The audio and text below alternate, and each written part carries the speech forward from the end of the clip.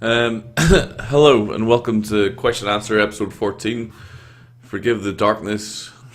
The also darkness is not very bright at the minute because the light's broken in this room. So if I look like a rapist, I apologize. I'm not, I swear to God. This is from Ian Kendrick from Facebook. Got a question for you that may be worthy of a YouTube video. Question. Note, my question button doesn't work on my comp. Thanks for clearing that up. How worthy do you think the addition of speed-based or rate of force production, or rate of force development, not production, based training using bodyweight drills is for general strength training, and then specifically for powerlifting? So looking at sprint-based exercises, box jumps, and plyo drills, i.e. depth jumps. It depends on what your goals are. For general strength training, I think it's quite useful because general strength training's going to go elsewhere. If your only aim is strength, then it's not really of a hell of a lot of use, to be honest. That is just lifting heavy stuff. If all you want to do is lift heavy stuff, then rate of force development or rate of force production is pretty much worthless for you because you got as much time as you need to exert that force on the bar or thing that you're lifting. So it doesn't really matter. However, if you're doing general strength training because it's enjoyable, or maybe you're doing it for sport, or maybe you're doing it for day-to-day life, then I think it's a reasonably useful addition to your training just because it gives you an extra something that you can add into it. So let's say, for instance, you do general strength training, but you also play five-a-side football at the weekend, or you do general strength training, or you play squash, you do general strength training. If you have another hobby that isn't lifting stuff, like even if you run or whatever, then rate of force production will play a part in that sport. So, for example, in a jump, you only get so much time to produce the force for the jump, or when running, you only get so much time, contact time with the ground to produce that force. So it's all very well and good having a big squat or having a big deadlift, but if you can't produce the force quickly or can't get up to that high force production quickly, then as you'll know yourself, Ian, you can't really use your strength because you haven't got the time to.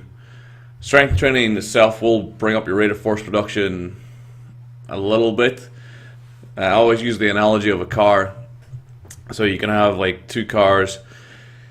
You can have a Mini that's 100 brake horsepower, and you can fine tune it, and you can work on it, and you can like shorten the gear ratios, put a turbo in it, make it get to that top speed much faster, which say the top speed 70 miles an hour. Or you can take the same Mini and whack in a 500 horsepower engine without doing any optimization training. No turbos, no shortened gear levers, nothing like that. And it's going to have a much higher top speed, but also will probably get there faster just because the overhead is so much greater than in the smaller engine. And then obviously if you want to do it optimally, you'll take that larger engine and do the optimization with that.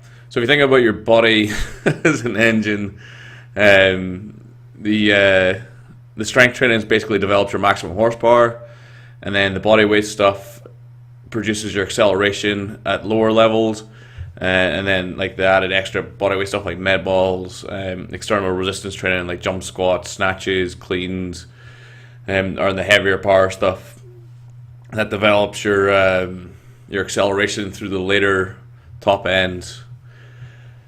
I think that makes sense if you're talking about sport. But for general strength training, if it's just a general hobby, I think it's worthwhile. It's not going to help you with your strength training per se. It's not going to help with squats. It's not going to help with deadlifts.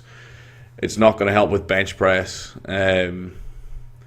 It might help with cleans, like if you're a weightlifter or you use snatch and clean and jerk in your training for whatever reason. If it's general, or you just like the lifts and you put them in general strength training. And then I know there's quite a lot of weightlifting coaches that actually like box jumps. Not so much depth jumps or anything that increases your ability to use the elastic stretch or your elastic potential or your stretch reflex or your ankle or knee joint.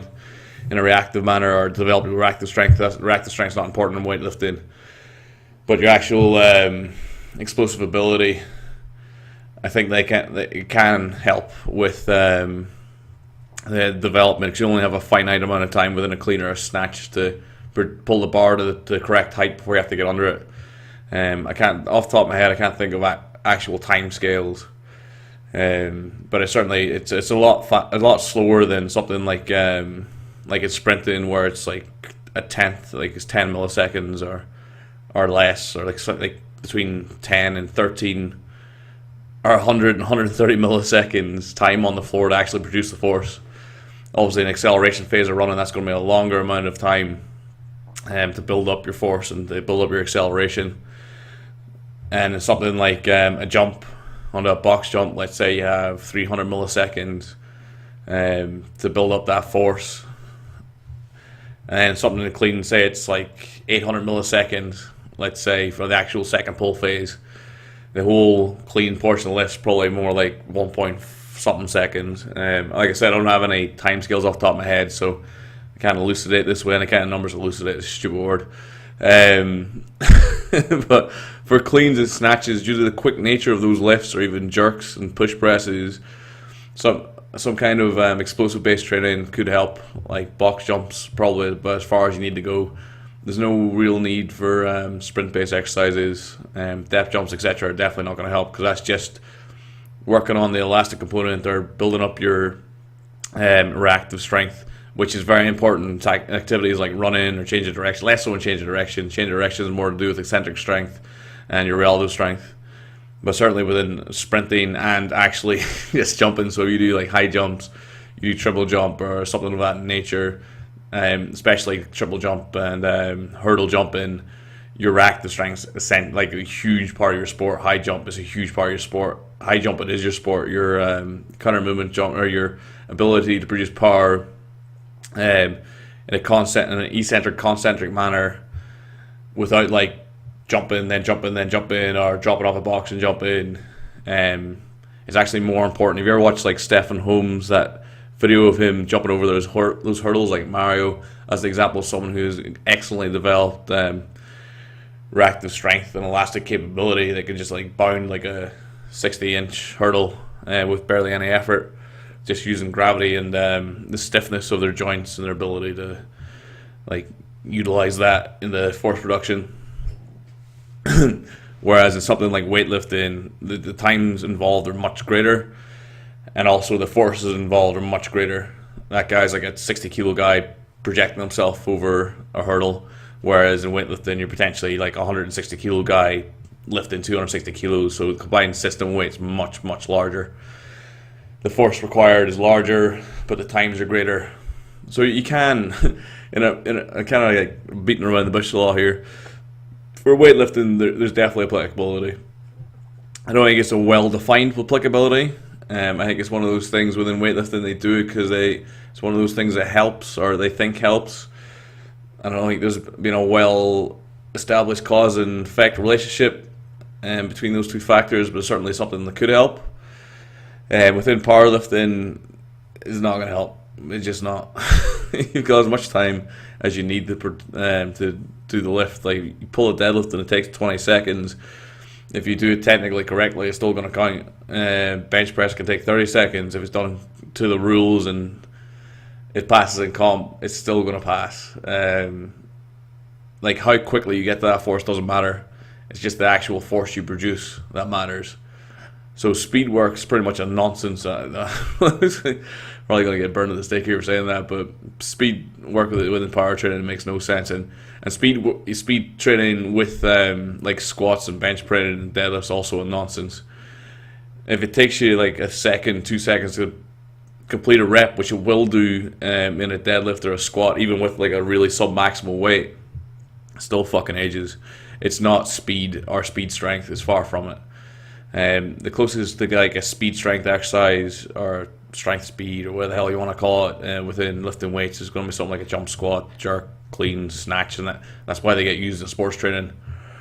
Like, technical difficulty aside, that's the reason they get used, because you can actually put some speed on it and then you can use like weighted throws, med balls, and then things like weighted plyometrics, weighted sprints, and then just the actual body weight itself, or like depth jumps to like kind of come down the force velocity curve down into the actual body weight movements, and take that maximal strength that you developed and put it into your actual sport specific movement patterns, or at least in the gym we can try to operate at velocities that are actually going to represent a meaningful training effect for your end goal, which is running faster, jumping higher, whatever your end training effect goal is. But within the sport of powerlifting, speed work's just nonsense. It doesn't exist. Lighter technical work, yeah, that's decent. That'll work. I think where speed work comes in powerlifting is just it's extra technical work, and it's a way of doing volume without hurting themselves.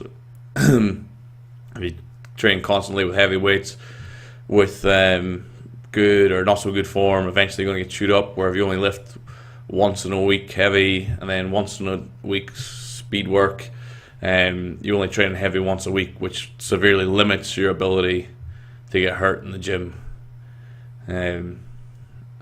It's kind of one of those things where the like programs that use speed work also use anabolics heavily. They use gear heavily, as in like lifting gear heavily.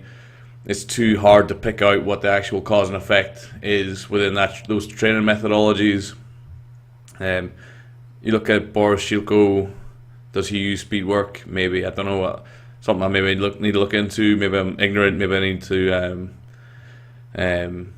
look at that sort of stuff for Dennis Wolf. Maybe if he does it, if Dennis Wolf and Boris Shilko use it, then I could be talking on my ass. But from like making an inference from just rate of force production into actual movements of like a maximal squat, a maximal deadlift, a maximal bench, there's no jumping rationale that makes sense. All I see is a training gimmick, or a way of doing some maximal lifting and more technique work within the program that helps with form acquisition, or actually helps with skill acquisition, skill acquisition. That's the word. Fucking hell, it's late. So hopefully that answers his question. Within general strength training, I definitely think there's scope for the unweighted plyometric based activities, just because it will help you put your weight training into other activities like cycling, running, jumping, playing football, five-a-side football, playing touch rugby, playing rugby, whatever you do in your hobbies. I think it's definitely useful. Within weightlifting, there's definitely a scope with it, although more probably just jump-based training. No real need for the sprint training or the plyometric training, like the reactive strength training. And within powerlifting, I don't think there's any scope for it being used. Just a gimmick at best. Okay, hopefully that answers your question. This is Mark, castironstrength.com, signing off. Until next time, thank you, but good night.